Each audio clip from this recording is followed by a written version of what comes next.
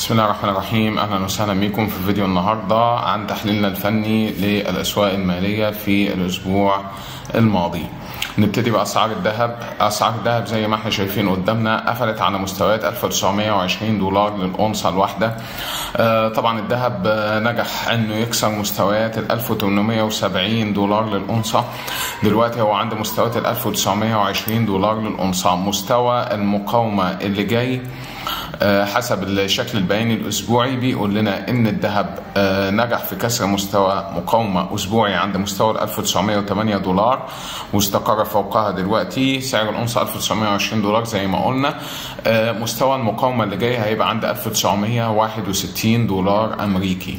هنشوف اذا كان الذهب هيوصل للمستويات ديت الاسبوع الجاي ولا هيعمل نوع من انواع التصحيح قبل ما يوصل للمستويات دي. ننتقل بعد كده لسعر الفضه. سعر الفضه جه عند منطقه ال 24 دولار و29 سنت ووقف عند المنطقه دهيت ولسه ما كسرهاش. المنطقه دهيت بالمناسبه هي مستوى مقاومه مهم على الشكل البياني الاسبوعي. إذا كسرت الفضة المستويات ديت وطلعت فوقها هيكون مستوى المقاومة التالي عند مستويات 25 دولار و82 سنت. فلازم نستنى شوية بالنسبة للفضة علشان نشوف هتعمل ايه بالظبط، لان زي ما احنا قلنا قبل كده في تحليلات سابقة ان اسعار الفضة مش بنفس قوة اسعار الذهب، وانه ممكن الفضة يبقى الذهب بيطلع وهي بتنزل. ننتقل بعد كده لتحليل سعر الجنيه المصري في خلال الاسبوع الماضي. شفنا الاسبوع الماضي في يوم الاربعاء تحديدا ان مستوى سعر صرف الجنيه المصري نزل لمستويات 32 دولار 32 جنيه لكل دولار اثناء تداولات يوم الاربعاء، وده بعد قرار البنك المركزي في بتعويم الجنيه. في توقعات اقتصاديه بتقول ان مصر بتقترب من وقف تخفيض العمله بتاعتها، وانها قللت الفجوه ما بين السعر الرسمي وسعر السوق السوداء، وبدانا نسمع عن حملات امنيه ضد تجار السوق السوداء في الوقت الحالي. ستاندرد اند بورز توقعت امبارح ان في مزيد من الخفض للجنيه المصري هيحصل مع رفع اسعار الفايده. طبعا دي توقعات قد تصح وقد لا تصح. توقعت برضو ان التضخم هيرتفع لمستويات 25% في خلال الربع الاول من العام الحالي اللي هو من شهر يناير وحتى شهر مارس. طبعا الكلام دوت زي ما قلنا توقعات، بس ستاندرد اند بورز وضحت ان تدفق الودائع والاستثمارات الخليجيه لمصر وتمديد اجال الودائع الخارجيه ساهم في تخفيف الضغط على البنك المركزي، ومن المتوقع ان مصر اذا استمرت في الالتزام بسياسه سعر الصرف المرن ان ترتفع الاستثمارات الخارجيه في السوق المصري.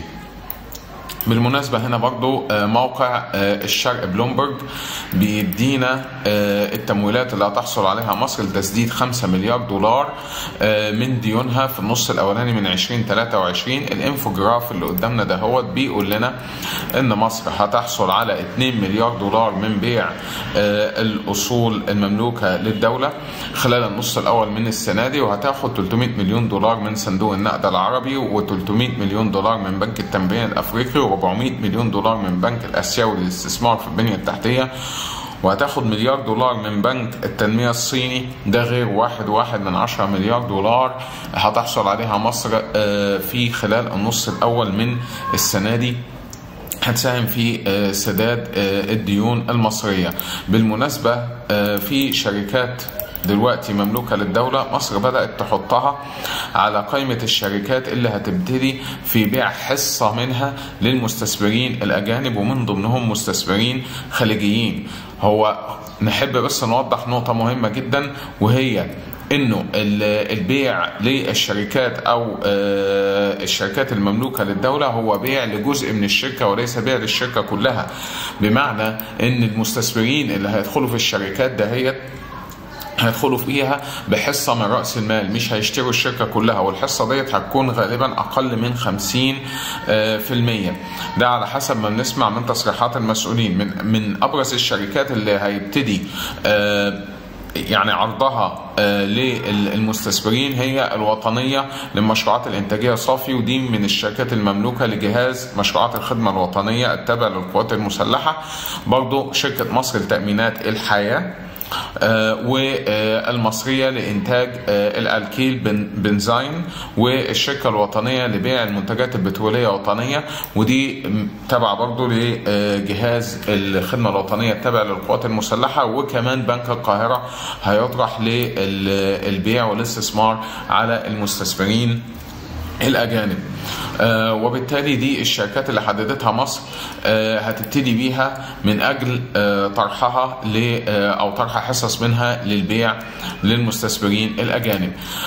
نختم هنا بخبر عالمي يتعلق بالديون العالمية، إن ستاندرد اند بورس بتتوقع إن الديون العالمية هتتسارع 366% من الناتج المحلي العالمي في سنة 2030. وقالت إن دورة تشديد السياسة النقدية أضافت 3 تريليون دولار لتكاليف خدمة الدين العالمية في 2022.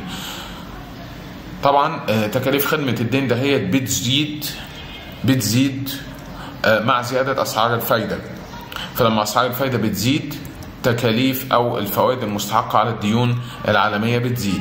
ستاندرد اند بورس برضو توقعت أن الديون هتكون أزمة في خلال العام المقبل. ومؤسسات التصنيف الائتماني بتحذر ان رفع الماليه بتقفز اسرع في الاقتصادات الناضجه اللي هي اقتصادات الدول الناميه مقارنه في اقتصادات الناضجه اللي هي مقصود بها الاقتصادات المتقدمه مقارنه بالاقتصادات الناشئه او الاقتصادات الناميه. المقصود برفع الماليه هنا اللي هي معدلات الاستدانه، معدلات السلف، بيستدين علشان يعمل مشروعات. الدول المتقدمة تستدين عشان تعمل مشروعات وعلشان تدعم المواطنين بتوعها وكل الكلام دوت. فبيقولوا ان معدلات الاستدانة في الدول المتقدمة اعلى بكتير جدا من معدلات الاستدانة في الدول النامية.